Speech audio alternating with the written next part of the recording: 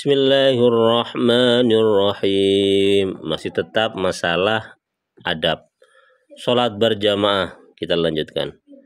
Wa yalbasu al-imamu makanahu sa'atan ba'dama yafragu minas salam. Maka disunnahkan imam berdiam sejenak setelah selesai mengucapkan salam pada tahiyat akhir. Hukumnya sunnah.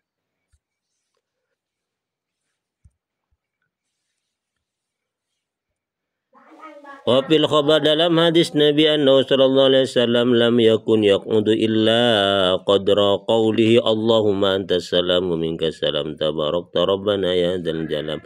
Berapa lama yang disebut dengan sa'ah itu?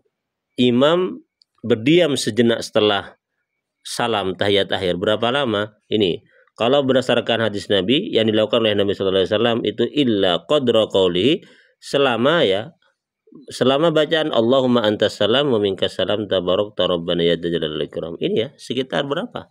Sekitar 15 detik ya. Jadi habis salam nggak langsung bubar, tapi harus berdiam sejenak dulu setelah salam itu.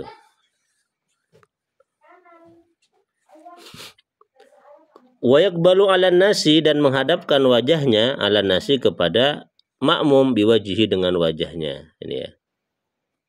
Jadi habis salam berdiam sejenak yang lamanya sesuai dengan kadar lamanya membaca Allahumma antas salam sampai ya dzal jalali wal ikram. Setelah itu menghadapkan wajahnya kepada manusia.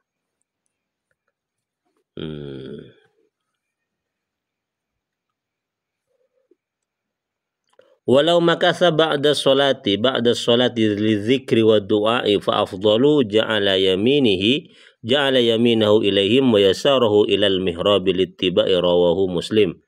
Jika imam habis sholat mau berdoa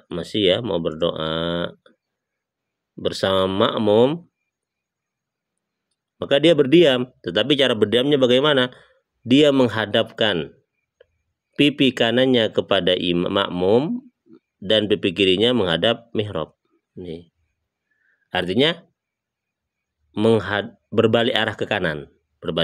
Kan asalnya menghadap ke barat. Jadi berbalik arah ke kanan sekarang. Biar pipi kanannya itu menghadap makmum, pipi kanannya menghadap mihrab.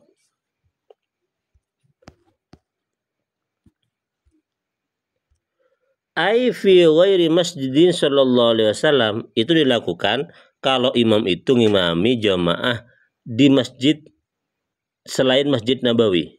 Amma fihi fayaj'alu yaminahu ilaihi ta'adduban ma'a sallallahu alaihi wasallam. Kalau dia mengimami jamaah di Masjid Nabawi, maka sebaliknya dia itu berbalik ke arah kiri, sehingga kemudian pipi kanannya menghadap, sisi kanannya menghadap kuburan Rasulullah SAW dan sisi kirinya menghadap makmum. Kenapa kok sisi kanan? Ta'adduban, untuk menghormati Rasulullah SAW. Wa inda Abi Hanifah yaj'alu wajahu lahum kama qalahu Atiyah wal Bujairi. Menurut pendapatnya Imam Abu Hanifah, imam itu harus menghadapkan wajahnya ke makmum sehabis sholat. Wala yaltafitu wa fi nusratin wala yalbathu.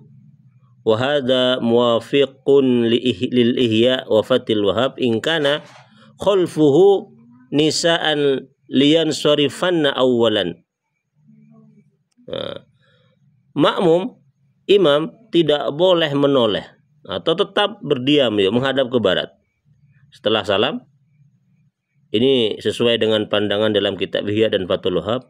Kapan itu? Jika imam itu mengimami sebuah jamaah yang di belakangnya imam itu ada segolongan wanita yang jadi makmumnya. Jadi nggak boleh noleh ini. Layan syarifanna awalan wa sunna lahunna al-insirafu aqaba salamil imam li'anna al-ikhtilata bihinna madhannatul fasad. Nah ini. Jadi makmum itu disunnahkan untuk bubar duluan setelah imam mengucapkan salam, Kenapa? Karena khawatir terjadi fitnah. Ya, karena bercampur laki-laki dengan perempuan itu madonnatul fasad istilahnya ya. Tempat dugaan mudahnya terjadinya fitnah. Ya, sebaiknya seperti itu. Jadi nggak perlu nunggu imam zikir atau zikir bareng imam. Jadi makmum perempuan langsung bubar setelah imam mengucapkan salam. Ini mungkin terjadi kalau antara batas laki-laki dengan perempuan tidak ada sitirnya, tidak ada hijabnya. Atau antara imam dengan makmum yang perempuan tidak ada hijabnya, yang memungkinkan al-ikhtilat. Tetapi kalau ada hijabnya seperti sekarang, yang sudah diformat di berbagai macam masjid, sehingga terhindar dari adanya ikhtilat, maka madonnatul fasad juga tidak ada. Sehingga kemudian kesunahan makmum untuk segera bubar sehabis imam mengucapkan salam juga tidak berlaku. Artinya makmum perempuan tetap ikut imam, imam wirid juga wirid, begitu. Karena memang ilahnya ini al-ikhtilat madonnatul fasad. Wala yakumu ahadu minal qaumi hatta yakumal imam. Tidak boleh makmum berdiri sampai imam berdiri duluan. Sehabis sholat maksudnya ini ya. Makmum tidak boleh berdiri untuk meninggalkan tempatnya sebelum imam meninggalkan tempatnya terlebih dahulu. Faqiyamul makmum qabla intiqal imam makruhun. Berdirinya makmum meninggalkan tempatnya sebelum pindahnya imam dari tempat duduknya, hukumnya itu adalah makruh. Nunggu imam dulu. Nunggu imam dulu. Wa yansarifu al-imam min makanis salami ila makanin akhar walau fi asna'il masjid aw minal masjid aw ila tariqi haitsu sa'an yaminihi an simali wal yaminu ahabbu ilaihi lianna jihatal yamini afdalu. Jadi makmum imam terserah mau pindah kemana saja. Ini ya. Pindah imam dari tempat dia itu salam tahiyat akhir ke tempat yang lain. Ke tempat yang lain. Walaupun di tengah-tengah masjid, dia pindah dari mihrab ke tengah masjid atau dari masjid ke jalan. Yang penting pindah dulu imam itu. Baru makmum itu bisa pindah juga di tempat duduknya. Terserah imam ke kanan kayak pindahnya atau ke kiri, tetapi yang ke kanan itu lebih diutamakan. Kenapa? Karena arah kanan itu adalah lebih utama hukumnya. Wala yakhussu al-imamu nafsahu bid-du'a fil qunutis subhi. Imam dilarang mengkhususkan doanya dalam kunut untuk dirinya sendiri. Fala yaqulu, tidak boleh berdoa Allahumma hdini, ya Allah berilah petunjuk akan aku. Tidak boleh. Bal yaqulu Allahumma hdina, tetapi dia harus mengatakan Allahumma hdina, berilah petunjuk kami, saya dan para makmum saya, begitu. Artinya wa hakadril khabaril ladzi rawahu at-Tirmidzi la ya'ummu abdun qauman fayakhussu nafsuhu bid'awatin dunahum. Tidak boleh seseorang itu mengimami sebuah kaum kemudian dia hanya mengkhususkan doanya untuk dirinya sendiri tanpa mendoakan makmumnya juga, enggak boleh. Fa in fa'ala faqad khanahum, maka imam yang seperti itu hanya mendoakan dirinya sendiri tidak mendoakan makmumnya, maka sungguh dia sudah mengkhianati makmumnya.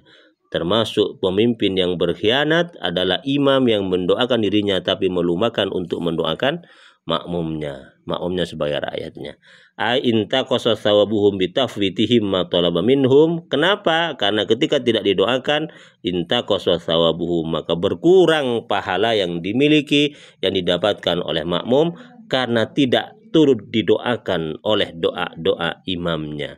Fakuriha dzalika, maka hal tersebut makruh dilakukan oleh sang imam, dibenci oleh Rasulullah sallallahu alaihi wasallam. Amma ma warada minan nasi bi ifradid du'a fa huwa bi ghairil qunut fayufradu.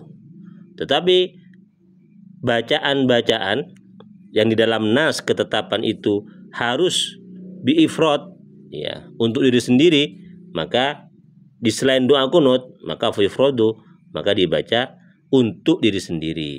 Ya, memang untuk kunut itu memang untuk kita bersama, tapi ada doa-doa yang memang harus mendoakan diri sendiri, tidak untuk imam atau makmum. Ya, harus dibaca seperti itu, ada aturannya memang. Wa yajharu dan menjelaskan, wa yajharu dan mengeraskan ay al-imam bihi ay al-kunuta al-kunuti. Jadi ketika membaca kunut, imam itu harus dengan menggunakan suara yang jelas, harus nyaring. walau fi sirriyah ala sahih, walaupun imam itu sedang sholat sirriyah yang disunahkan untuk tidak dinyaringkan alias harus dilirikkan seperti duhur, asar misalnya. Pas baca qunut nazilah maka harus yajhar, harus nyaring suaranya biar bisa didengar oleh makmum. Wa yu'minu al-qaum bid-du'ai, dan makmum ini ya disunahkan untuk mengaminkan doanya imam jahron dengan nyaring juga. Idza sami'u qanutal imam, jika makmum itu bisa mendengar bacaan qunutnya imam, aminnya harus nyaring juga. Wa idza lam yasma'uhu qanatu sirran, jika mereka tidak mendengar bacaan kunutnya imam karena imam terlalu lirih membacanya sehingga kemudian makmum di belakang, sob belakang nggak bisa mendengar, maka qanatu sirran, mereka harus berkunut sendiri secara pelan, secara lirih. Jadi nggak baca amin, harus kunut karena nggak bisa mendengar kunutnya imam. Kalau mendengar harus wa yu'minu, baca amin dengan nyaring juga. Kalau nggak mendengar bacaan kunutnya imam, qanatu sirran, dia harus baca kunut sendiri tapi dengan suara yang pelan.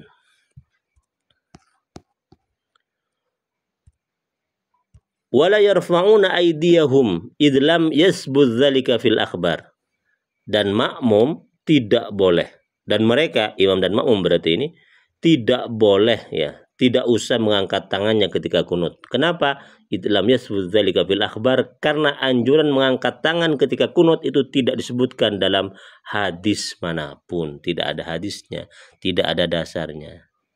Ini kata siapa? Kata Imam Al-Ghazali.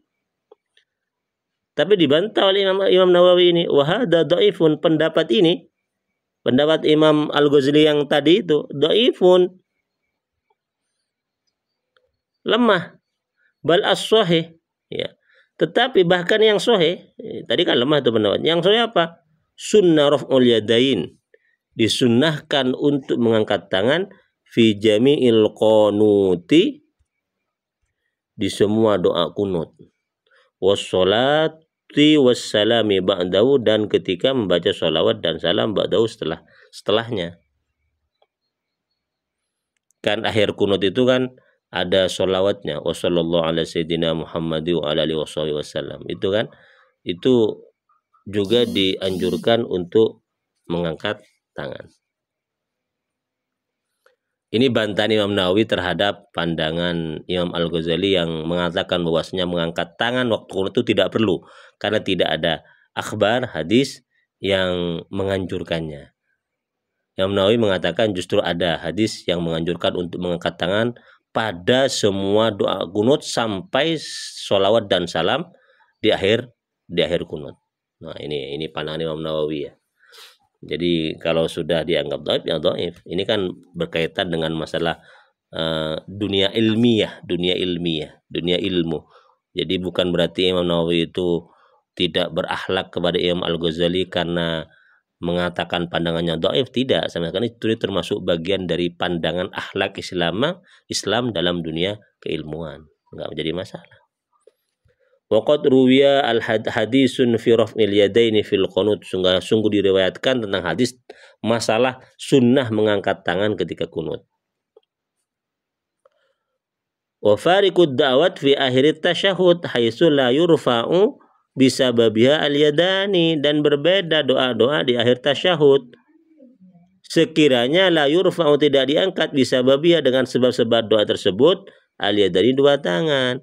Di akhir tasyahud juga ada sholawat, asyhadu an la ilaha illallah asyhadu anna muhammadar rasulullah Allahumma sholli ala sayyidina Muhammad wa ala ali sayyidina, itu kan doa. Tapi kenapa ketika tasyahud itu tidak ada anjuran untuk mengangkat tangan, tapi justru ketika sholawat dan salam di kunut itu dianjurkan mengangkat tangan? Kenapa?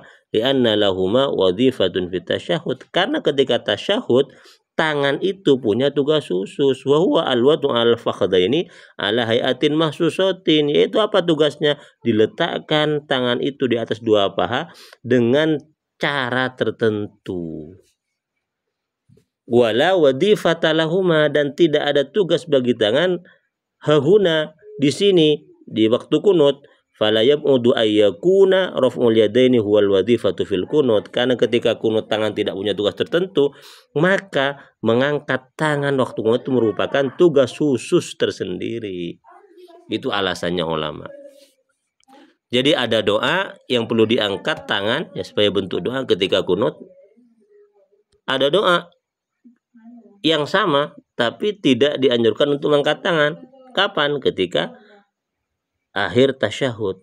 Apa alasannya tadi itu? Kalau tasyahud tangan memiliki tugas yaitu meletakkan atau diletakkan di atas paha dengan cara tertentu. Pas kunut tangan nganggur, maka ngangkat tangan sebagai bentuk orang berdoa secara etis itu merupakan tugas dari tangan. Fa innahu la ikun biddu'a kada fil hiya wa tuhfa, karena mengangkat tangan itu merupakan sesuatu yang layak ketika baca doa. Demikian penjelasannya dalam kitab Ihya dan Tuhfah. Oke. Wala yundabu masul yadaini ba'dahu fi shalah wa yundabu kharijuha. Tidak disunahkan mengusapkan tangan ke wajah ya ini ya setelah baca kunut di dalam sholat, tetapi ya ba'dahu setelah membaca kunut ya setelah sholat, tetapi disunahkan mengusap tangan kharijuha di luar kunut dalam sholat. Jadi kalau pas baca doa di dalam sholat enggak perlu mengusapkan wajah, tetapi di luar sholat habis doa itu disunahkan untuk mengusapkan kedua tangan ke wajah kita.